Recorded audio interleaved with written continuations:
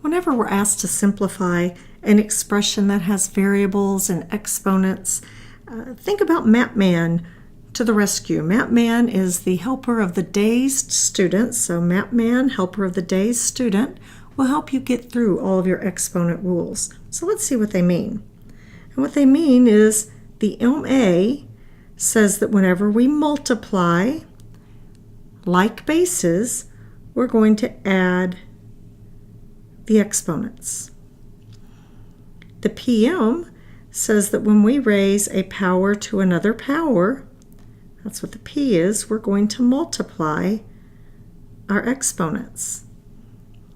The AN just reminds us that if we're adding variables, if we're adding like bases that have the same exponent, we do nothing to the exponents. We leave them alone. And finally, the dazed student reminds us that if we're dividing like bases, we're going to subtract our exponents. So when we look at the problem we've been given, we've got a variable raised to a power raised to another power.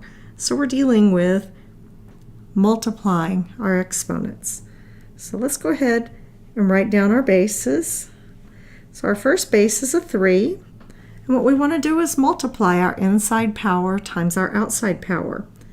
But when I look, my 3 doesn't show a power. So before I do anything else, I'm going to go ahead and write a 1, because if no power is shown, even if it's a number, it's going to have an exponent of 1. So my inside power of 1 times my outside power of 3. I'm going to write down my second base, which is an A. My inside power of 2 times my outside power of 3. And then I can go ahead and simplify this. So this is 3 raised to the power of 1 times 3 is 3. And this is A raised to the power of 2 times 3 is 6. So my first answer is going to be 3 cubed A to the 6th. But I can go ahead and simplify my 3 cubed. That's just a number. And what that's really saying is 3 times 3 times 3. So it's 3 times itself 3 times.